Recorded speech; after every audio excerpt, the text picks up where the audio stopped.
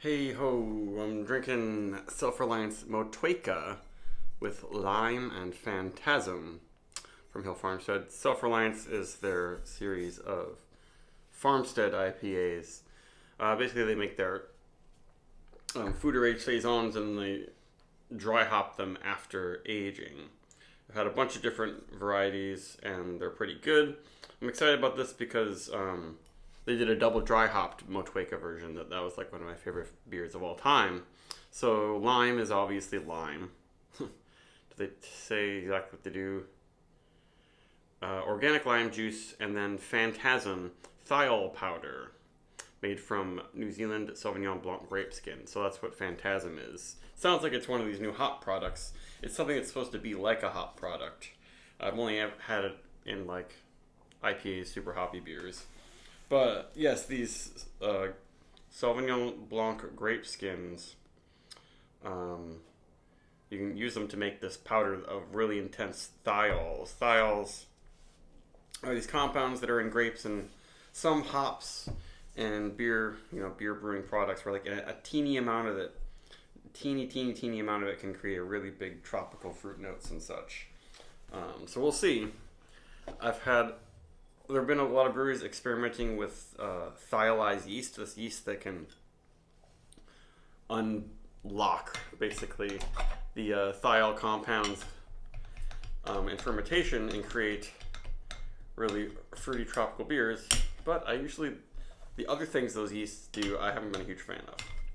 Well, this one is just throwing straight up thiol powder in there, so it's not the yeast that's doing some fermentation trick to create them. So we'll see. I don't know if I've had Phantasm. Maybe I've had. I'm aware of it. I'm hearing about it. So this is like 6 or 6.5% alcohol. Haven't had this one. I think it's the most recent one as of right now, which is December 13th. And bottle conditioning since April 24th, 2024. That's actually not a very long time for Farmstead. They let a lot of their beers, especially the saisons, bottle condition a long time. Sometimes they don't release them until like 2 years. Although they're fancy ones, sometimes they bottle condition them for years and years. But some of the regular ones, you'll notice, this was bottle conditioned 2 years ago, and they bought it at the source. But they're really good. They wait until they're, peaking. Good carbonation. The head looks pretty nice too. It's going to stick around a while. High carb, looks like, hoppy Brett beer, which is basically what it is. Yeah, really good carb on that. That smells really good. Yeah, that smells like what's advertised. So, Motueka by itself is kind of limey and tropical fruity. So the lime juice, well, there's probably not much in there. It's just kind of blending with the Motueka. It smells extra like key lime pie. That's what I kind of often get from Motueka beers.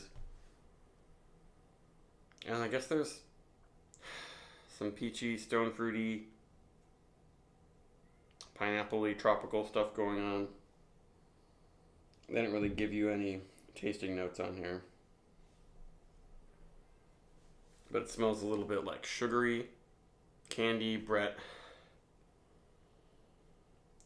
It's not super funky, but there's definitely like overripe tropical fruits verging on moldy or something like that in here.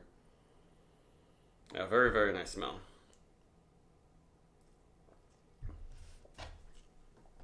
Wow. So fruity in a very unique way and not very sour. Even with the lime juice, but these Self-Reliances, since they're pretty heavily hopped, I think even when they brew them before they food or age them or whatever, they don't get very sour. If you have a hoppy bitter beer, it says conditioned in oak barrels. If you have a hoppy bitter beer and then you put it in barrels, the microbes especially lactobacillus can't live and make lactic acid in an environment that's high IBUs with lots of hop bitterness. So this is making it a little bit less sour than some of their standard ones like Arthur, and this is really good.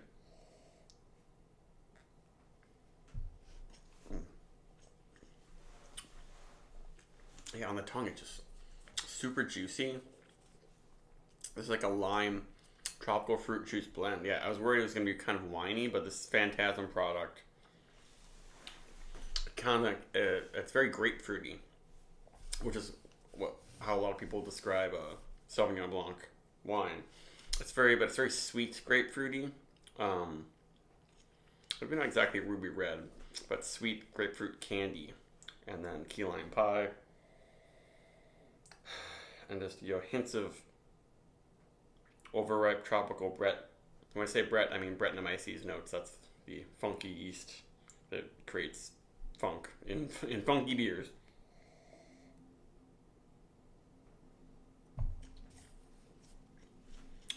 And it finishes just dry. There's just a hint of acidity. Yeah, because sometimes if you have a hoppy and acidic beer, it can be too much. This one is really, really quite nice. Wasn't sure what I was getting into.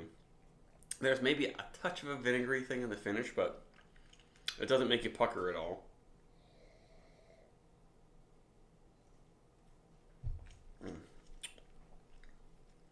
And it's got a little bit of a sweet body to it.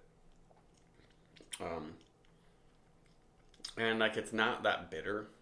There's a combination of the oak and the slightly more hoppy character does dry it out a bit, but it's not a Brett IPA like people used to make, where they do 100% Brettanomyces fermentation, make a bone dry beer, and then heavily hop it. And those would just be so dry, sometimes be really bad. Some of them have been my favorite beers ever. Excuse me. This is definitely more of a Hill Farmstead style, slightly wild, slightly tart saison, but heavily hopped and then dry hopped, and then with these added products, the lime and Phantasm, that really just works well with the Motueka flavors by itself. Yeah, it's fantastic aroma.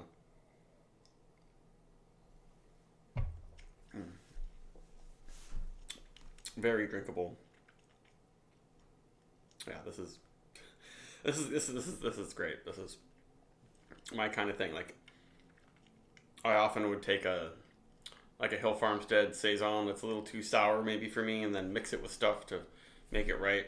And this is what I'm trying to do when I'm mixing saisons and sour beers and wild ales and barrel aged beers.